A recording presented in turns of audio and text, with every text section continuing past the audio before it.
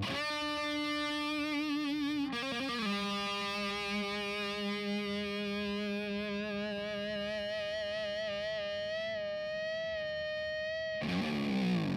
up, everybody? Jim with Reverb.com, and we're here at the Marshall booth. Always one of our favorite booths to stop by, especially this year, because we saw this amazing new amp that we didn't know what it was. We're here with Nick. He's going to talk us through it. Thanks for hanging with us, brother. My pleasure, man. I love Reverb, so and you guys as well. Awesome. Thanks, man. All right, well, so obviously the look is amazing. Why don't you talk just a little bit more about the Astoria? Give us the rundown of what's going on. What the Astoria is, it's a family of amplifiers with 3 members. This is the classic series here, then we've got the custom series here, then right over here we've got the dual series. They're all made in England, they're all hand wired and they're all tube. But what we've done is these aren't reissues of anything. These are brand new, old sounding amps, if that makes sense. We just gave our engineers carte blanche.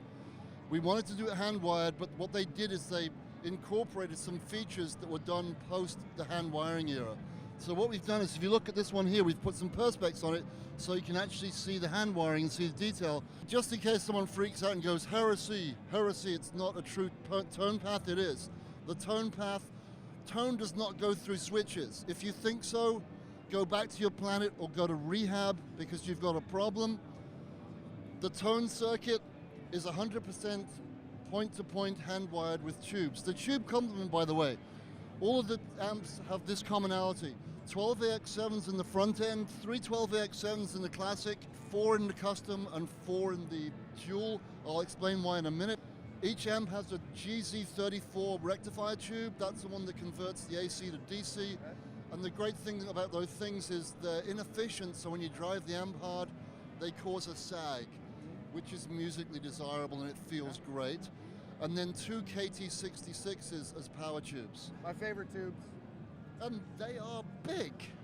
Dun, dun, dun.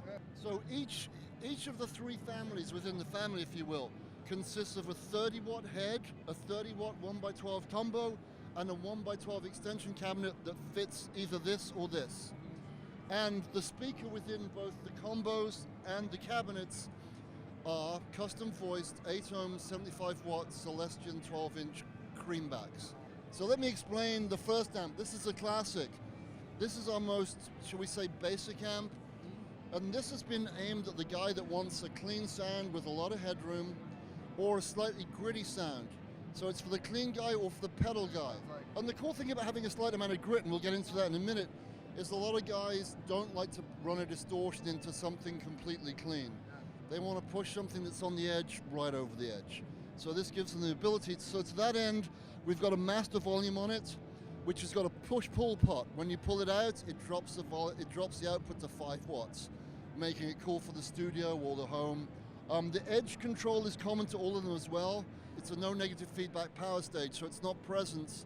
It's just edge cuts 4K and up out of the power amp. So depending on how high you have it, the more edge you've got, quote unquote. The sensitivity control, we called it that because if we called it gain, when people see gain on a Marshall, if you turn the gain up full and it's not even AC/DC like crunch, they assume the amp's broken. So, and rightly so.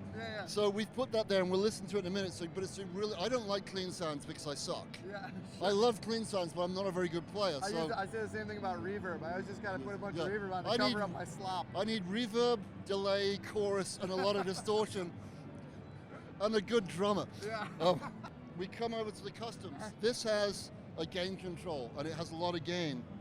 It also has 2 further push-pulls. It's got the push-pull on the master volume to drop the output down to 5 if you so wish. It's also got, on the treble, a pull brightness. And what that does is it adds 6 dBs to anything 4 kilohertz and above. And there's also a body pull on the gain. What that does, it's a shelf boost of 120 hertz and below of 8 dBs. To give you more girth. Yeah, really, really low bottom there. The other thing this thing has, which is cool, it's got a foot switch. It comes with an LED foot switch. Has foot switchable boost, which is set at 20 dBs, so it's a nice bush. And the reason it's got 4 tubes, it's got 4 12AX7s in the front end. The first 2 are used as gain stages because this has got a lot of gain. And a 12AX7, as you know, is a dual triode, so it's 2 tubes in one. So we've got 4 gain stages. Then the third tube that actually works with the effects loop. This has a series effects loop built into it, which is tube driven. So one half of the tube deals with the send, the other half has a return. And what we've done with the effects loop too is if it's not being used, it's true bypass, just to keep the purists happy. It's also got a level control. The reason being, a lot of pedals will reduce or slightly boost the dBs. So you can balance or imbalance the effect relative to the effects loop being off however you want. But if you want to, you can dead patch. You can put a little cable between the send and return, then use the level to set another volume so you've got an extra boost or level control, which is cool. So that's what this one's got. Then finally we go to the dual, and as its name suggests, it's a dual channel amp. Shared EQs, same EQ as those, so treble, middle, bass, edge. Once again, the master volume with the push-pull, so it gets 5-watt output when pulled out. It's got the body on the OD gain, and it's got a clean volume control, and then OD gain and OD volume. You can change channels via the clean volume pot by push-pulling it. When you put the foot switch in, it overrides that. So the foot switch channels switches, and once again switches the effects loop in and out.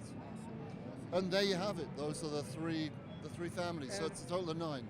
It's like a laundry list of like everything that you would want, and you Yeah. guys are doing this in a series that it's kind of aimed at every type of player. I feel like the one that I'm going to go for is probably going to be this combo. Right. Can we hear this one specifically? Yeah, well, I'd like to hear this one and this one, just to hear the difference.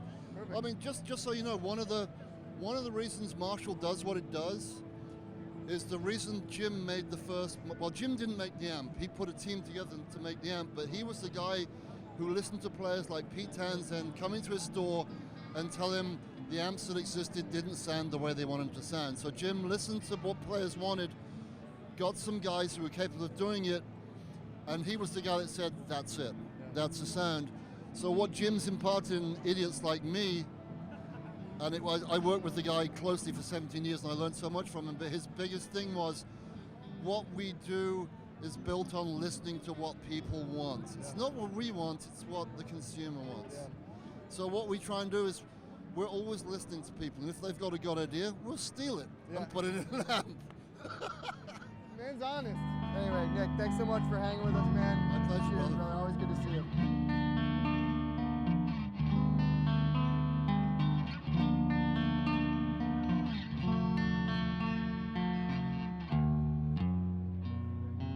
unbelievable, man.